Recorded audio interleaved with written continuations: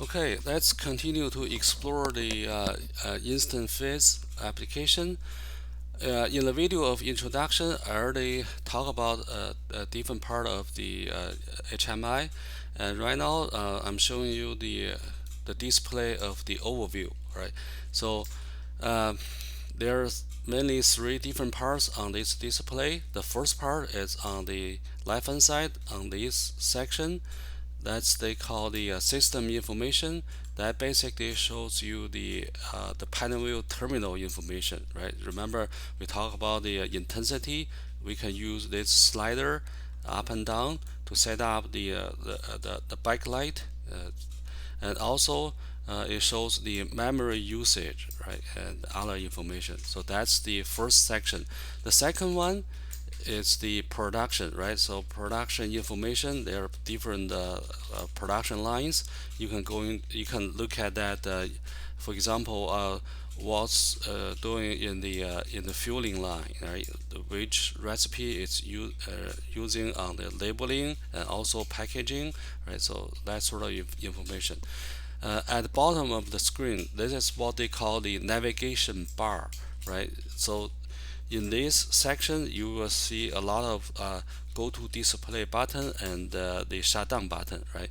So um, in this video, I'm going to talk about the details on the intensity. If you remember uh, this part, right? So I can show you just let me move away from here. Also, that related to what we call the global connections. Right? So, uh, yeah, so this is the running application on my laptop. You can see here, this is the slider when it's running. So when you select, it's a little bit of delay.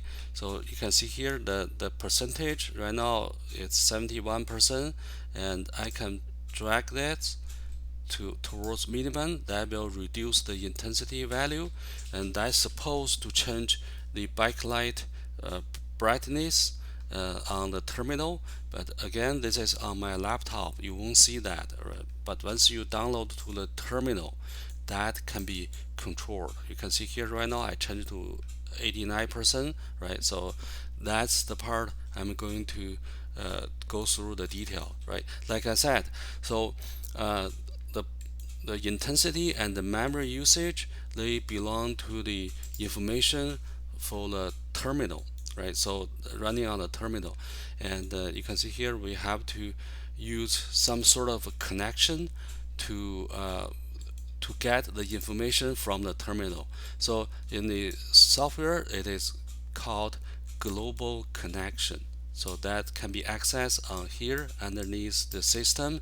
So if you double click, you can look at all the details. So again, so the reason they name this as global connections, uh, I believe they want to use this term to refer that you can use this connection to get the connection, get the data related to the terminal, right? Again, the terminal, the real panel.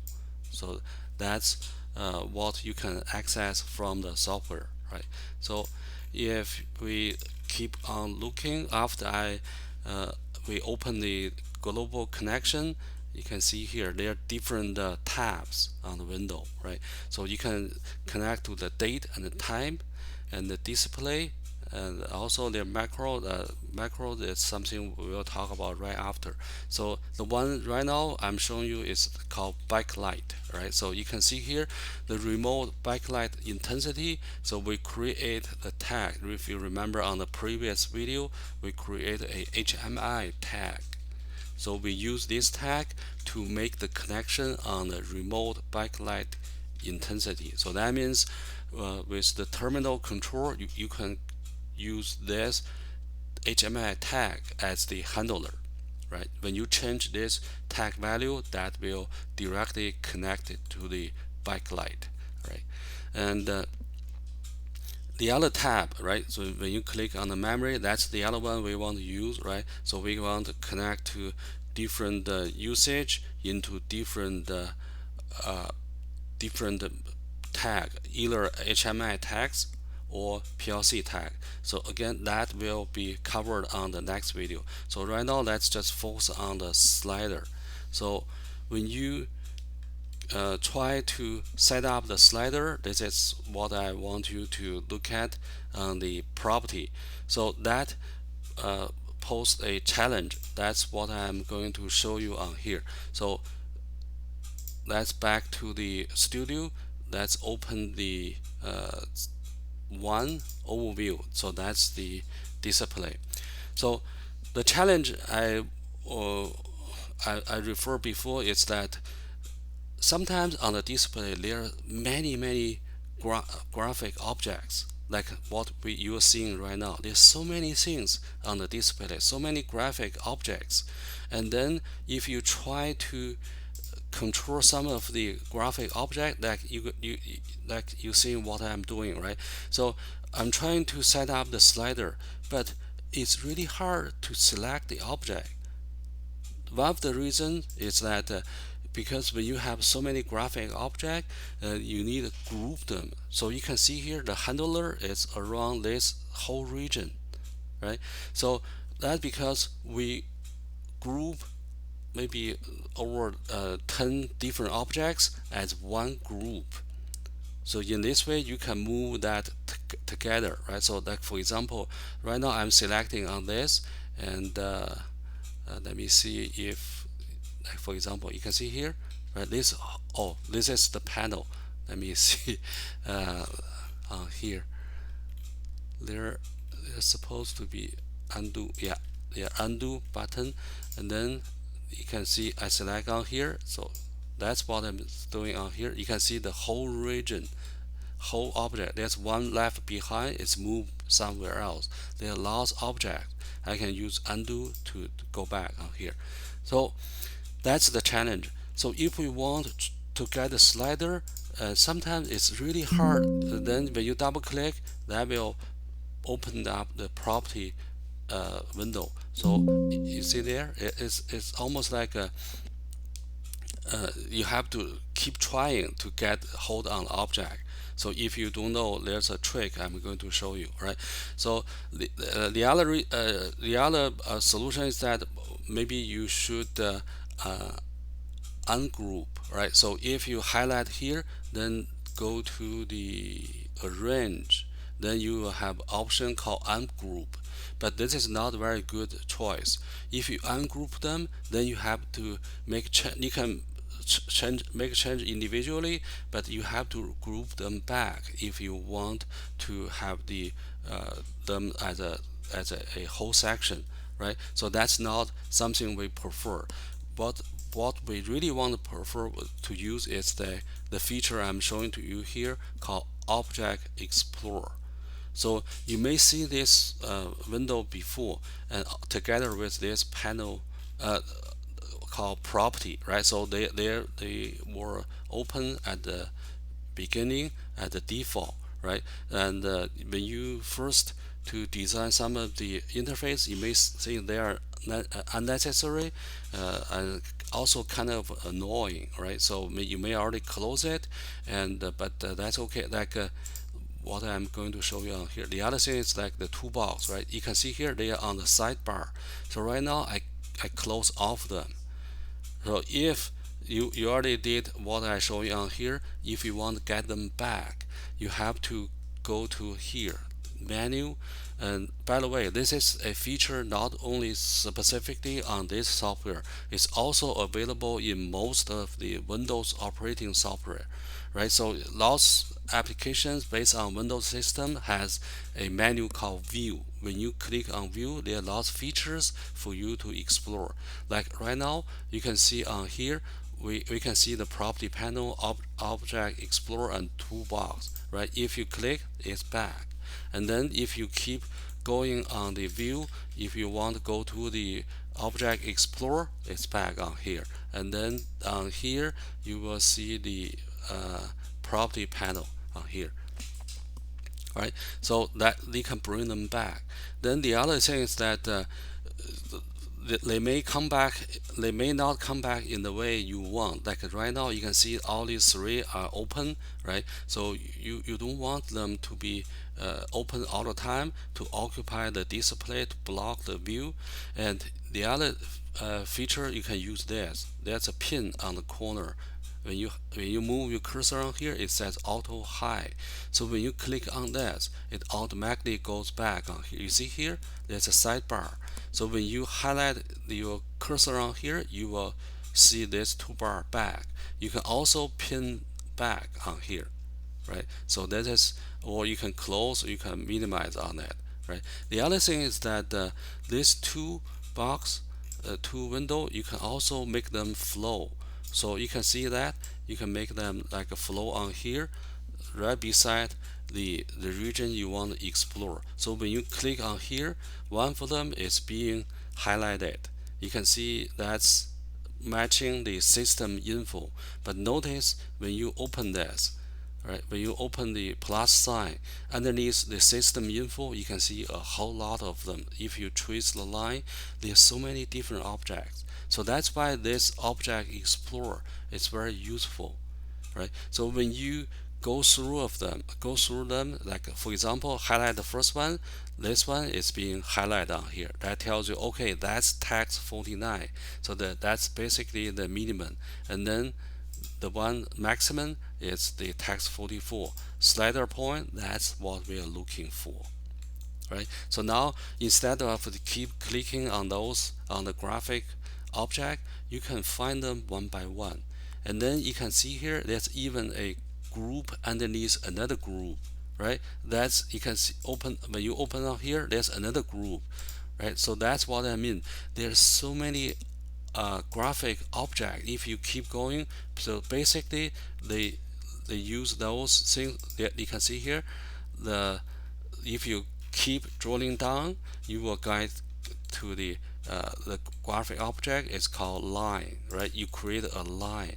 They use different small component as a group, then group them again and again to make a complicated graphic object, right? So if you were curious before, how do they make those things? You can see here all the small lines. Those that's white lines is created by this, right? So again, that's not what we are focusing on. So this is just I want you to understand the object explorer, right? So numeric display, then you can find a different object. Or if you're interested on this object, you can quickly click on this now. So when you click on this graphic object, it highlight on this text 4. When you open this, that's the object corresponded to here, right? So that's very useful interface on here. So when you try to go back, when you drag the toolbar, you can see here there's something like I don't know what they call it. It's like a locator. You can see here when you try to move on here, they show you what they're gonna locate the window. So if that's not what you want to go back, then you need to drag that back to this section. Then again, you see a locator, right? You can move to the bottom, move to the top, on the side, on the maybe on the left hand side, on the right hand side, right? We prefer on the top so we can see the panel, both property panel and object together. Because whenever you see this, so for example, when you highlight on this and keep going on here, you will find a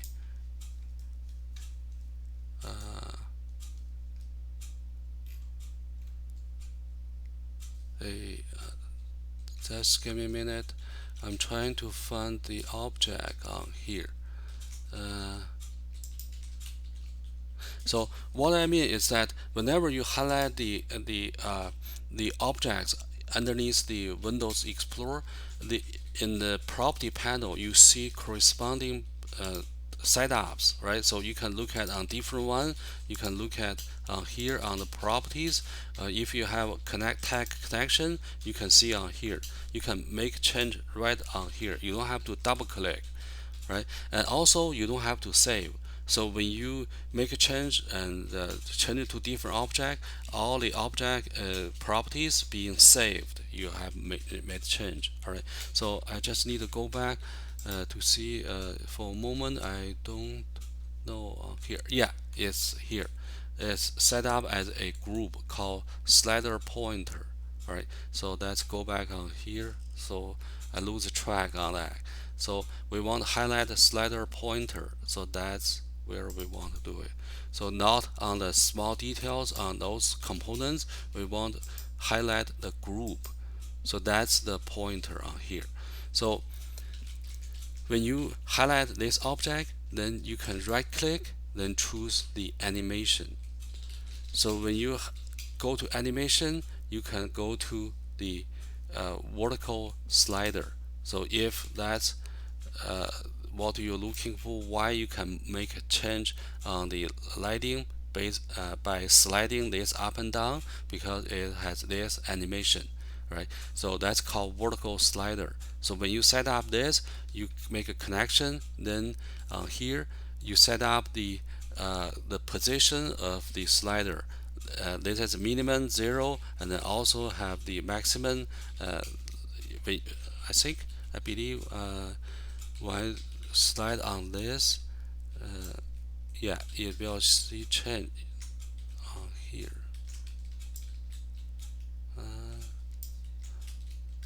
So yeah, you can, when you work on it, you can play around on this. So basically, this is set up the positions on the slider, right? Then you can follow the procedure I set up on the on the lab. So you can make a connection to the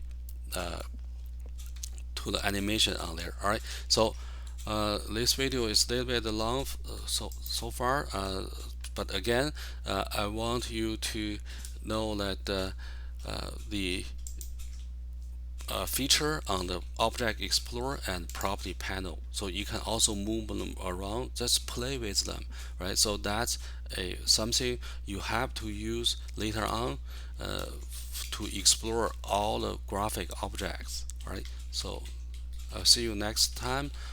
On next video, we will talk about the on here.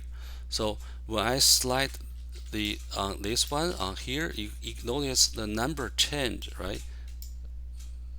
You can see before was 89, right now 58, right? So that's part of the text, but it has some value change on that. And how do we do that? It's what we call the embedded variable. That's going to be covered by the next video.